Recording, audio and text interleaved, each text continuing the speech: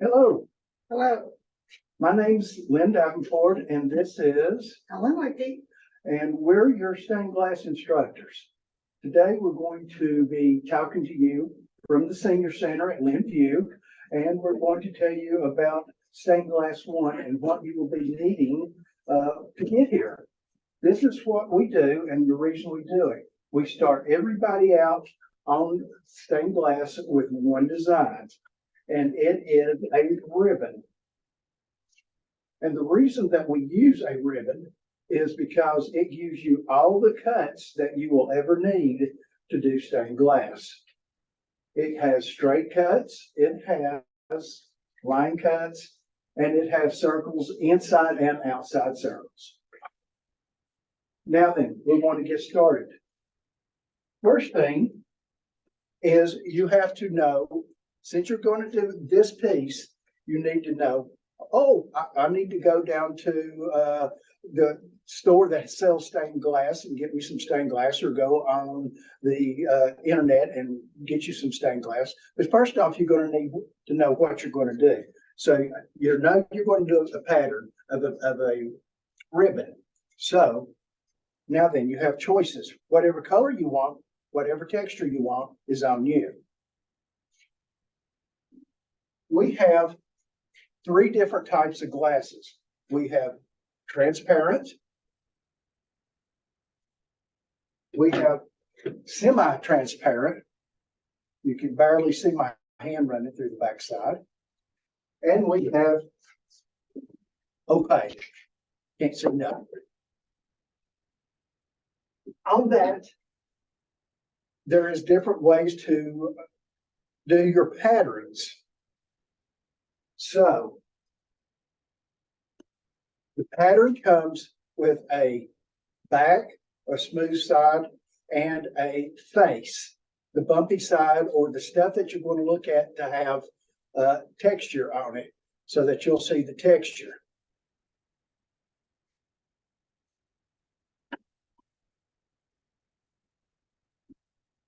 If you have a piece that's iridized, see that? That will always be your face piece, no matter if the company iridized, whichever side the company iridized on, whether it's the rough side or the smooth side. But remember, you always cut on the smooth side. Always, always.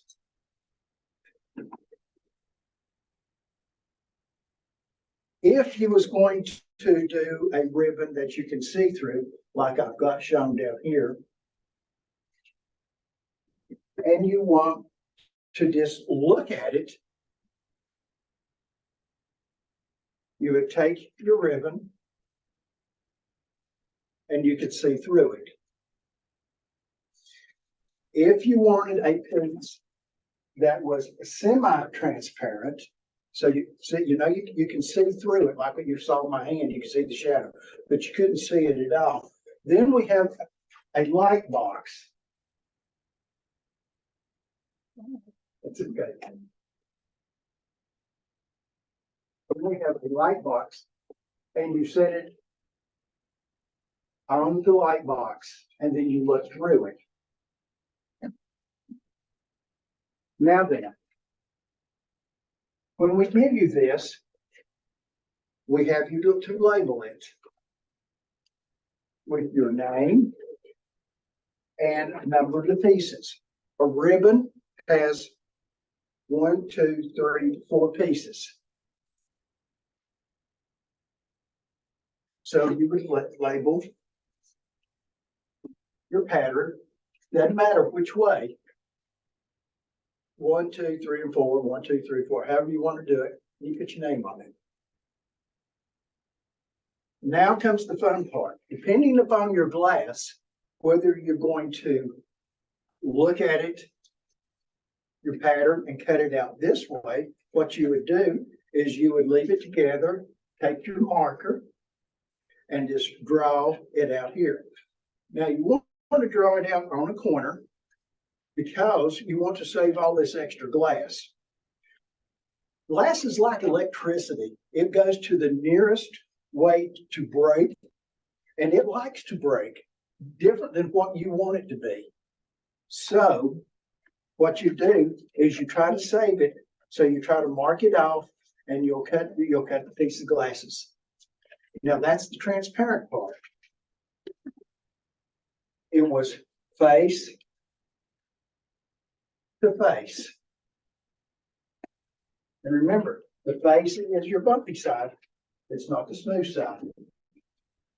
Transparent, it's still face to face. But since you're on another piece of paper over there on the light box, what you have to do, since you're doing it backwards, you're going to have to put face down and face down, because remember, you're going to be cutting on the smooth side. So then the light will come on, and then you'll trace out your design.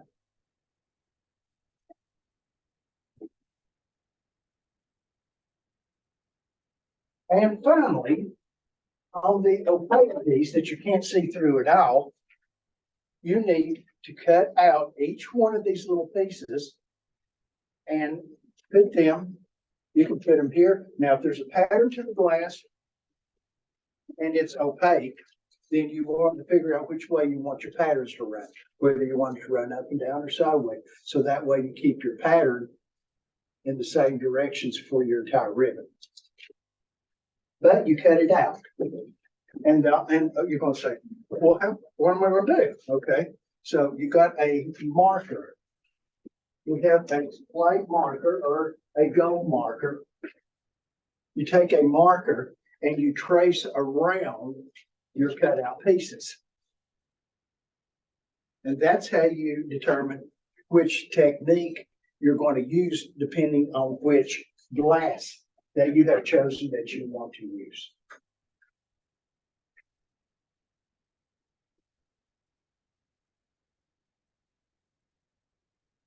What I'm going to do is I'm going to show you. This is a piece of semi-transparent, because you can still see through me. But what I want you to listen for, when you take your cutter, which is this, it has edges here that shows you your different cuts, your different thicknesses of glass. The wheels here, you got a bob on the end, and then you got a place to hold your thumb. So what you do is you bring in a 1/8 end, a 16th end, just a fingernail width is what I usually tell everybody. But you never start on the absolute edge, because what happens when you put pressure down on the absolute edge, it rolls backwards on you. And then if you don't have one of these little trays, which you do not solder on, you only cut on, because if you solder on it, solder's hot and it melts into the tray, and then it's there forever. So you do not solder on this, you only cut on this. If you do not have one of these in your home shop and you just have a board that you're cutting on, you'll cut, and then if you run off the glass, you'll hear a thump. And if you hear a thump, you put a dull spot on your cutter. So what you'll be cut, cut, cut, cut, cut, cut, cut, cut, every time the wheel hits the spot. So what happens then is your glass has this place in it that it cut, cut, cut, stop, cut, cut. Now there's a gap in here. So what did I tell you?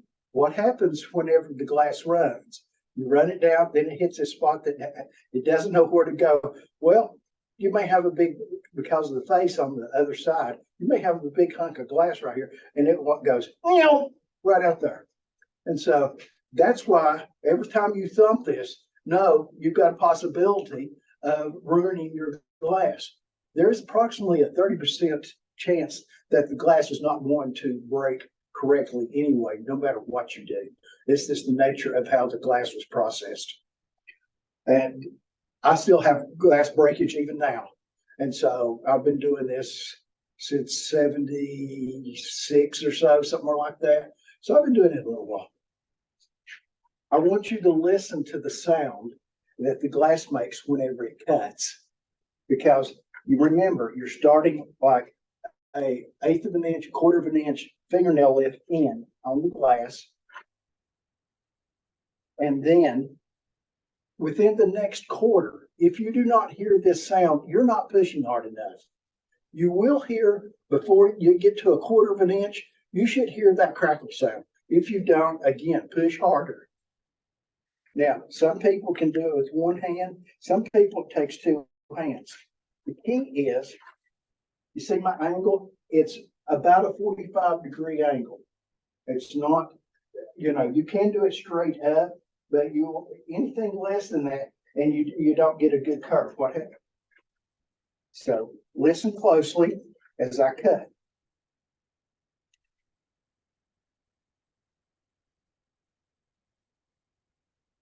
Okay, now I stopped short of the end because I want you to see it may cut off one way or it may continue straight down. You only do one cut and one break. If you do a second one, it goes, I don't know which way to go. Maybe this way's better. And it goes off again. One cut, one break. And you don't do multiple cuts. You do one cut, one break. This is called a runner. It has a curved end on it, so it breaks the glass evenly. There, it's curved so the points go down. There's a mark on the top. And some companies now have put the mark on the wrong side, and your glass will not break. Ask Helen. She got one of those. So anyway, this is your runner. It's only used for straight lines. Now, you put it in, you see where the line is? I got glass on both sides. And what I do is I mash gently on the and we crack. Now you see that? It cracked right where I cut. And it went right straight on out because that's a good cut. Like I said, I stopped that way just to show you I was hoping to go off for you, but to show you that where you stop cutting is where the glass can have a mind of its own. But that was the sound that you hear. This right here is called a grosser. On some of the cuts, you will have to take it. It'll be too close. Do you hear that crackle sound again? It'll be too close for you to use a runner because you don't have it on both sides. So you'll have to break it. So what you do is you set it here on the edge.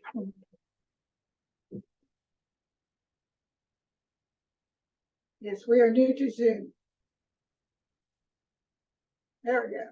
Set it on the edge and you grab it, put your pressure on the thumb, even with the table, curve side down, push it, hold on to it, and it is grab it just hard enough so that you can pick it up, okay? But you don't want to crush it.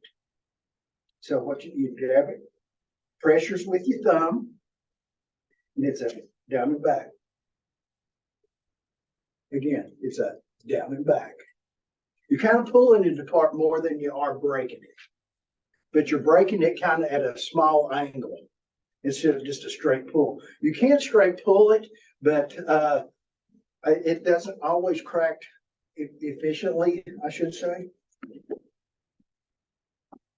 Now the extra little pieces, we have a mosaic and a 2-inch and up and a large box that's larger, that's bigger than 2 inches. And we donate this glass over to the mosaics on the other side. So if there's any small pieces that you want that's like that, at least that size, it can go into the mosaic if you don't mind. That way it saves other people from having to maybe provide some of their own glass. Now, as you saw the cutter, this bid is used later on for you to put your copper foil in. You have a flux brush. Flux is your friend. Flux helps make the solder run. Because when you get it hot, solder in, you're going to put it on your pieces. And of course, there's a pencil in your little bit here. You can use 50-50 or 60-40. The difference being the how easily it runs or sets out quick. The 60-40 is what they have here. Again, you can have 50-50 and it'll run quickly, but it'll also run off quickly. So, I'm gonna stop you a minute. okay. There's a few things that Lynn sort of skipped over here. When you're working with glass, it's glass. It will cut you. So be prepared. We have wonderful little things here like finger cuts. These are silicone. They can go over your fingers, especially when you're grinding. And there's some that are made with Kevlar. Stretchy little anti-cut things. You're working with a soldering iron. A soldering iron. Temperature of the soldering iron needs to be above 800 degrees. 800 degrees. So if you touch anything from here up, it's going to ouch. If you drop hot solder on your clothing, you'll burn it. So it's a good thing to wear something that you're not real fond of, or have an apron. Thanks to my father-in-law. That will cover you, because when you're cutting, there's little glass shards that go. When you're grinding, things fly everywhere.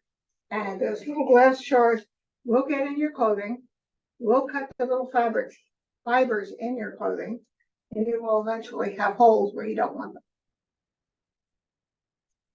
Let's see. We have safety glasses. We have a few pair here, but it's good to have a pair of safety glasses. Let's see. I think I hit all of that. Did I miss anything? Gee. Okay. So where are we going next? Next, we're going to start.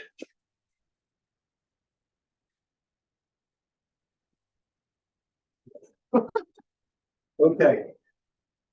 Now, the way that you actually get started, we will give you the ribbons pattern. You will cut it in half so that you have one piece. You will label it and name it. Then what you'll do is you'll take your glass cutter, just like I did, because you've already picked out your glass. You'll have a mat to cut it on. You'll take your piece,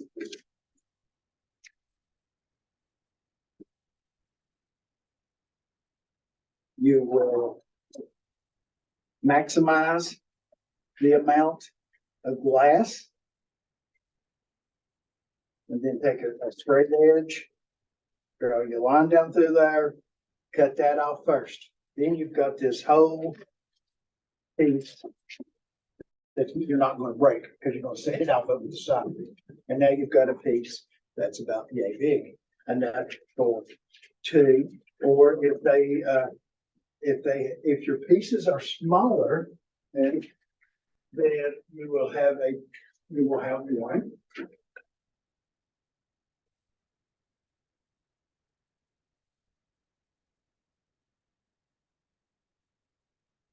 You'll have one that will cover the ribbon, and you'll have it ready to go.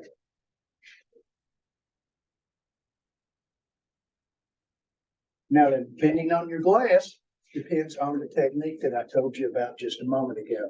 Whether you want to look right through it and draw it, whether you're going to turn it around and turn it, remember, face to face, turn it around and use the light box, or going to cut your pattern out and going to start drawing on your opaque piece.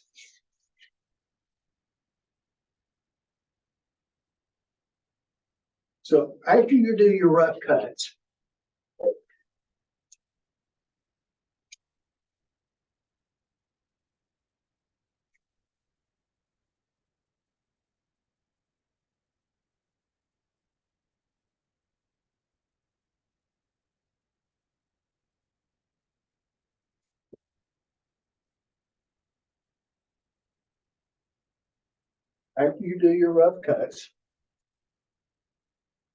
that's what they are.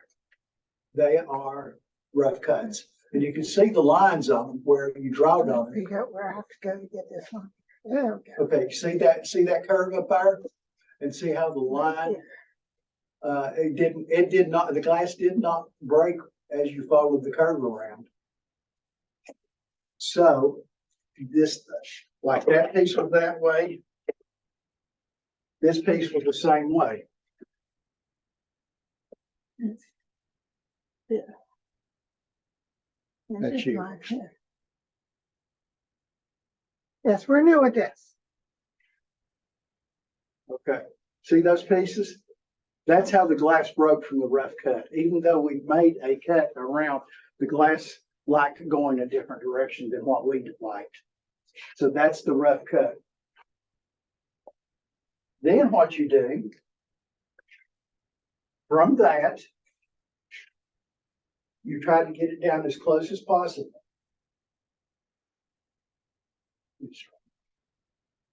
Then we go to the grinder. And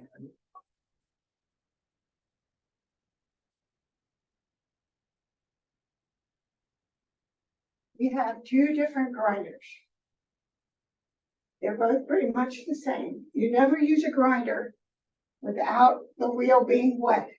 You always grind glass wet. You have a diamond chip grinding wheel that's in the middle. You put your glass down, flat on the surface. Turn it on. And put that point there that we showed you earlier. And you're going to grind it back to that line you put on there. I'm going to turn the machine off because it's noisy. But you just move it back and forth very gently. This is glass. These edges can be sharp.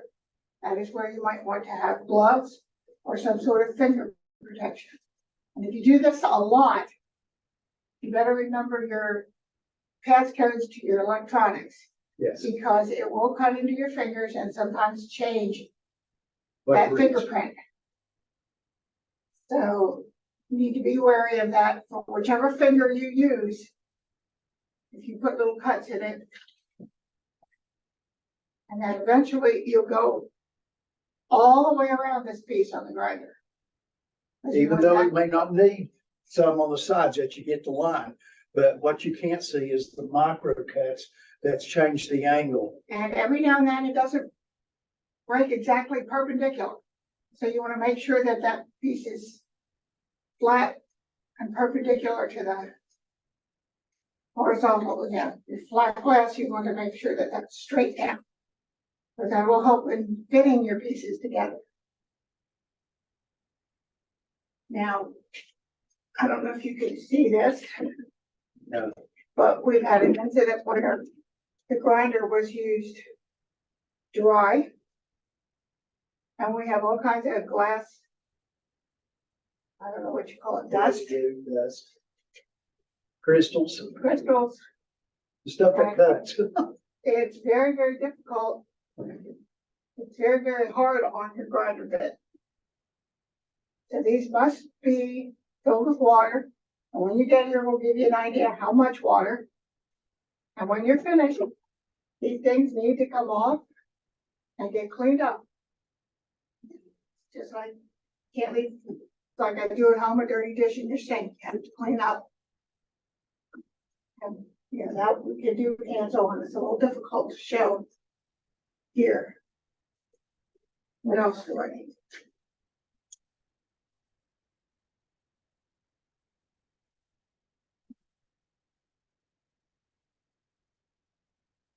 Okay. After you've taken and grinded it, it should fit like this. Now, if you notice, this one over here, it's the same pattern, but you see where the ribbon, where this piece is a little bit shorter this time? Well, no pieces, two pieces of glass is going to break or cut the same way. So all four of these ribbons came from the same pattern, but all four of them will be made just a little bit different. But you being the artisan that you are, only you know about it. Like this piece right here, it's shorter because I dropped it and it broke on the floor, but it just happened to break down here low instead of up here in the middle of it. So I just kept it like it was. Because when he dyed his ribbon, he had a shorter piece of ribbon. Yeah, now I got a short piece of ribbon. Okay, then you take these, after you've ground this piece, like it should be a nice, even side. And then you take your copper foil, which is copper on the outside. And of course, it's almost like pulling a grocery bag apart in produce section. That's why I'm letting her do it. She's got fingernails. It comes, the paper backing comes off, and this is copper on the back, copper on the front, and it comes in different widths, so does glass. So you're gonna place this, and you have to find your own comfortable way of putting this copper on here. You want to try and get it right down the middle of that copper foil. Because that's the only place that the solder will stick, is on the copper. And then you make a C. Take your fingers and go around that glass. To make that, you need a little ridge of copper on either side of this glass. Yes, the glass needs to be in the middle of your copper foil. And if you don't quite get it, you can pick it up and move it.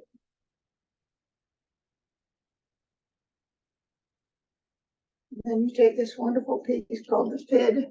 There's a couple different varieties. It's just a piece of plastic with a, and you Get the air go on bubbles top. out. And you make sure that stuff sticks. That way, Now, before you did that, you wanted to clean the glass. yeah. And you Yeah. clean the best thing to clean glass with is actual hand sanitizer Hand without the sanitizer. lotion in it. Make sure it's just alcohol. Yeah. But that is the best thing that I've found to clean it in all these years. So I switched to using hand sanitizer. The gel. Because when you grind, it will be wet. There will be residue like that white pasty stuff that will be on your glass. And you just basically take this piece. You can squirt it on this, rub it around. Make sure you get these edges. Paper towels, try to work that. And then there's paper towels that you can just dry it off with. That helps keep anything that's on this glass preventing, I think, what's on this glass preventing the copper foil to stick. Because if that copper foil doesn't stick, then your seam separates and we have trouble. And we don't like trouble. And the other thing you want to think about is whenever this is finished, what you will have is your finished piece. But to get there, the only piece that's holding it together is that one little solder joint in my fingers. So if you have a big heavy piece and you put it on a little light piece, it's going to drop off anyway. So you got to think of the amount of weight per joint. And that's something that you have to learn over time, is how thick your solder line is against how much weight it's going to have to hold up, and how much glue was actually on that piece of copper that you put it to it. Because the weight itself, even after you've made the solder line, it could still come apart, but that is the weakest part of the rivet joint. Again, sun catchers are made to hang in the sun and just look pretty. They're not made for you to be pulling and tugging on like a toy. Yes. So you have to be very aware that you don't pick it up by that little short end of the rivet.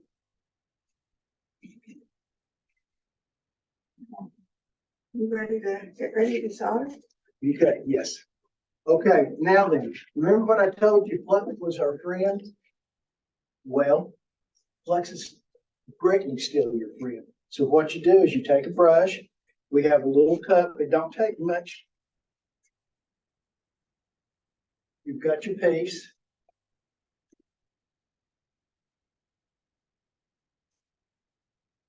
And wherever the joints are,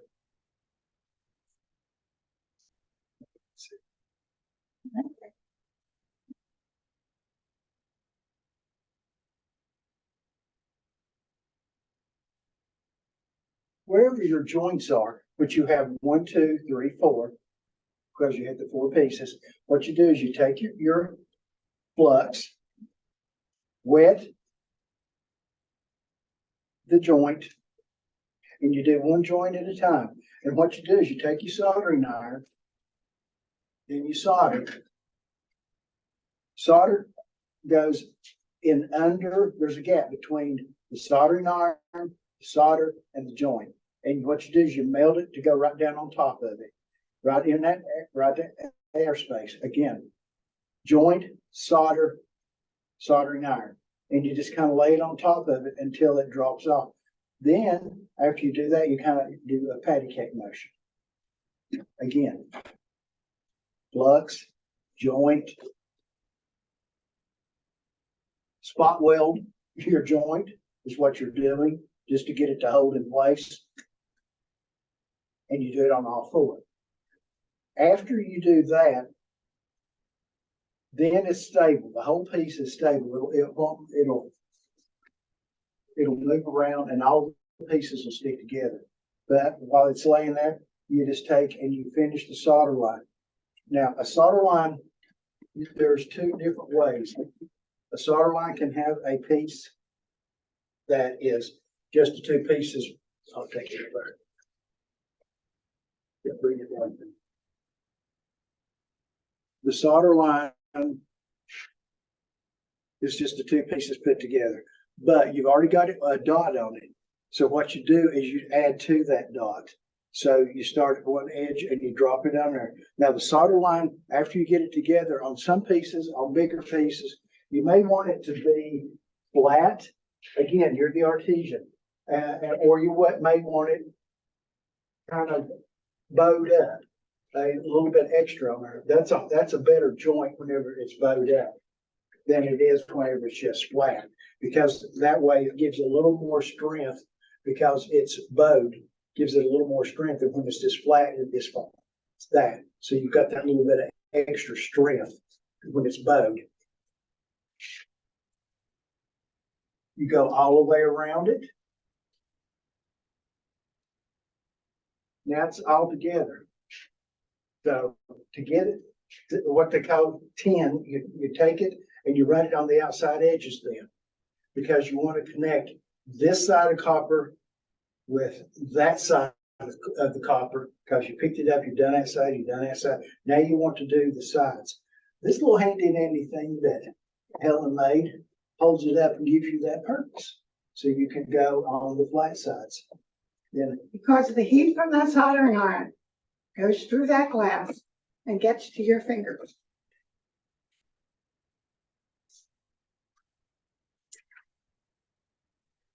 okay, now then, to patina it, it means to color it.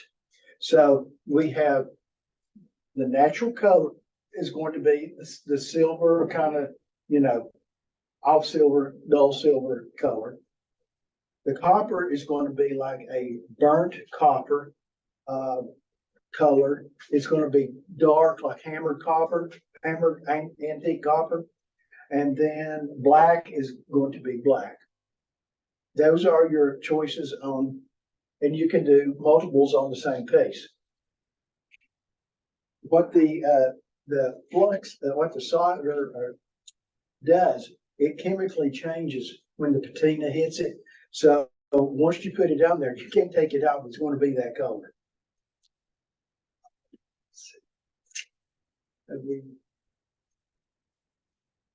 Okay. See. We pretty much covered the basics. It at least gives you not coming in here blind. Let's see. We try and have a basket for each student. And there's one left out after you take the class where you can come back in and use the equipment. And what I would like to say after you And they're stored in the office, so if more than one person wants to work. We have I can get to it. we have a grocer,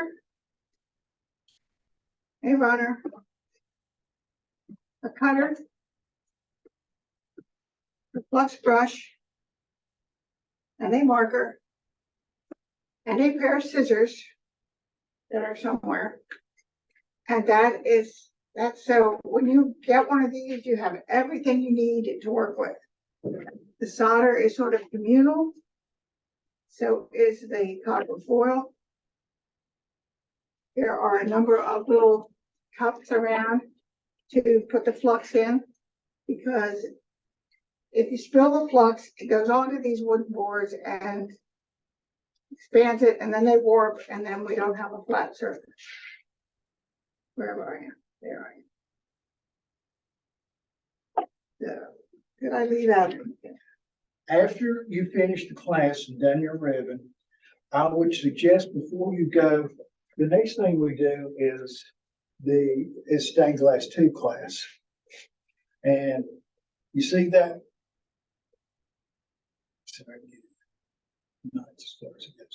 The hummingbird with the flower has got a lot of small pieces. It's got a lot of cuts, and you need to be pretty proficient or know what you're doing whenever you get started on stained glass 2.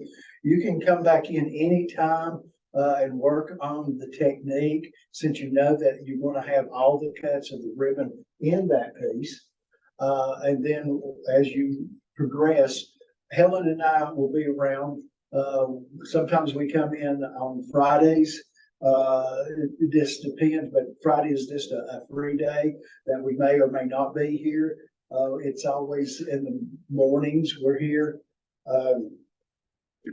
If you And on approval, I mean, if you bring in a design other than a hummingbird, that if you don't think that's what you want to do, come to Lynn with With a design. myself with a different design. You can do after this ribbon. Let's hold on. After this ribbon, you can do any cut you have to do. You'll still break glass. yes. And One of my beginning pieces a few years ago, after the third attempt, Lynn finally cut it for me. So, we don't let you hang out there, we give you help. And so, I would recommend after you do the ribbon, as far as your extra technique, this is the piece that I did, and it's just a geometric design. And so do a geometric design so you can get used to the cut and the run of the solder. That's what I would recommend as for your second piece. And then decide to flourish out and do whatever you want to. But gradually build up. And as you build up, your technique builds up. And I hope you enjoy stained glass as much as Helen and I do. I hope this helps you, and I hope to see you in Stained Glass 1.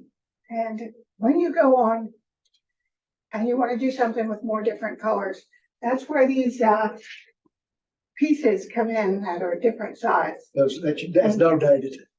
Yeah, that it's hard to carry little pieces of broken glass, but you can go in there and say, pull out, oh, I need a little bit of green, or I need a little bit of blue. If these work, they're free to be used. Or here's a honeycomb. So there's lots of opportunities here. Try and, safety first, make sure you're aware that you could get cut. And sometimes it takes a little while for you to notice. We're working with hot things and we're working with glass shards flying. So. Cleaning glass at the end, after you've got your piece patinaed and everything, don't clean across the lead lines. Don't. Okay, so we're novices at Zoom. So. Yeah. And I can't hold on to things. This is what you get when you're here, so. So whenever you're cleaning your glass, go with the length of the glass. Don't go across the lead lines. Okay. Again, go this way. And what I use to keep my stuff clean at home is I use Car Detailer because it's got the carbonate wax in it and it cleans and shines at the same time and it keeps your glass looking good. And everybody's bane of existence is there is a mandatory picture for the center after you. Oh, yes. After you get your ribbon finished, they want to see what you've produced. So if it can be, if you're really camera shy, it can be just a piece. They like to have a person with the piece. And if you have a couple of you that get finished together, you can have a group picture. But after 2 years, they still get after us for pictures. So. As many times as you've seen us. Yes, so that's our stained glass 1. Hopefully you have some idea what you're walking into when you sign up. And we're working on a few upgrades and changes to the current system so that perhaps you will be able to pick glass from here and not go and buy a huge piece and then not like it and have to get rid of it. Whatever. Not like doing stained glass. I mean, it is harder than you think it is. Everybody says that. It is. I mean, it takes some effort with your hands. So if you don't have good hand strength, you may not want to get into this forever. At least give it a try. Hang Come something on down and try, and we will help you go with something more simple than the hummingbird for your second piece. If you want to come on down and have fun with us, we're a crazy crowd. And that ends our presentation. I'll do the